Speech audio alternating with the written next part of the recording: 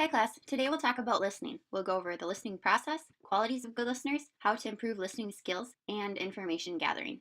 The listening process involves 4 steps. The first, hearing and receiving the message. Second, attending. Third, assigning and comprehending meaning. And fourth, responding. Hearing is a passive process of when you receive the sound waves and your brain transmits them and analyzes them. However, because of external or internal distractors, the message may be lost or distorted. Attending is when your brain focuses on a certain sound in the environment and sorts out what was heard. Comprehending and assigning meaning is when your brain matches what you hear with what you already have stored in your brain in order to derive meaning. And fourth, responding is when the sender gives back verbal or nonverbal messages to the initial messenger. So, you may be wondering, what are the qualities of a good listener? Empathy, which is trying to put yourself in the customer's shoes and understand their wants and needs. Then there's understanding, which is listening to what the customer is asking and then ensuring that you are understanding them accurately. Next, we have patience. You need to remember that every customer you encounter may have different needs and expectations, and that you need to tailor your approach to that specific person because you can't use a cookie cutter model for every single customer. Again, it's important to actively listen and try to understand what that customer is saying. Attentiveness.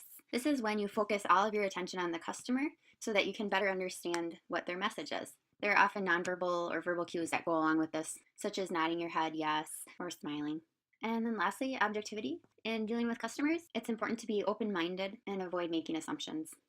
So, how can we improve our listening skills? First of all, stop talking. You can't talk and listen simultaneously, so by pausing and listening to the person speak, you're able to interpret what they're saying better. And don't be afraid of moments of silence or pauses. Some people simply take a little longer to analyze what you just asked or to think about their response, so allowing them the time to think through it is always appreciated. And next, you want to prepare yourself. Don't be like this guy, talking on the phone, writing email messages, and trying to multitask while talking with a customer. You want to prepare yourself, perhaps get out a notebook and a pen, and focus your attention on the customer. You should also listen actively, as this shows that you care. A few ideas would be to smile, not interrupt, and give the customer time to respond. Make sure that your posture is upright. Lean forward towards the customer. Paraphrase what they're saying.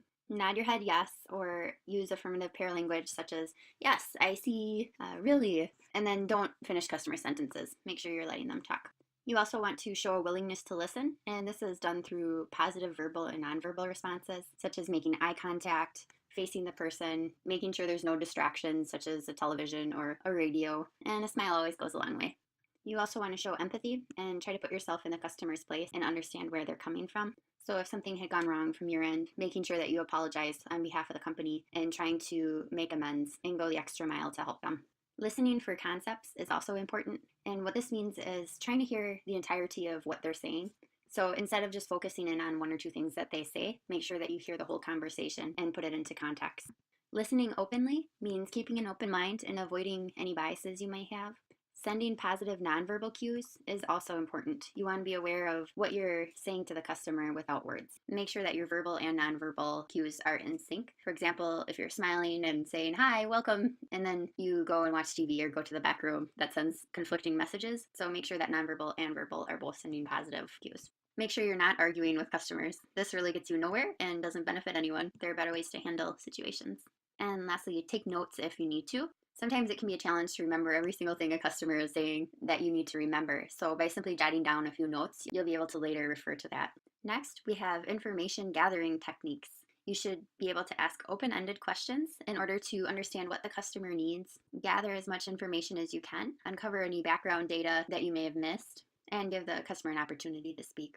There's also a time for closed-ended questions, and this can be when you're verifying information or closing an order, gaining agreement on something. If you're clarifying information, it's also essential just to get a straight-up answer. And there are a few other things for effective information gathering. You want to avoid criticism and make sure that your questions are positively phrased.